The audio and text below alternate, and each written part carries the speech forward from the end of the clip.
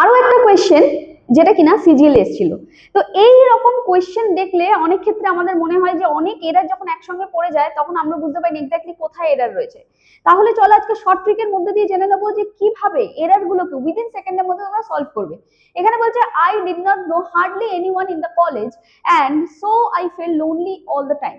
তো দেখতে পাচ্ছি এখানে কি রয়েছে, হার্ডলি রয়েছে, আর hardly itself is a negative word. জেনে রাখো হার্ডলি, বেয়ারলি, রিয়ারলি, স্কার্সলি এই ধরনের যদি কোনো অ্যাডভার্ব দেখতে পাও, this all are itself negative word. তো যদি এগুলো ইটসেলফ নেগেটিভ ওয়ার্ড থাকে তার মানে এর সঙ্গে আর কোনো এক্সট্রা করে আমি নেগেটিভ ওয়ার্ড এক্সট্রা করে অ্যাড করতে পারবো না। তাহলে দেখো এখানে হার্ডলি তো রয়েছে, তারপরে আবার একটা নট রয়েছে, তাই না?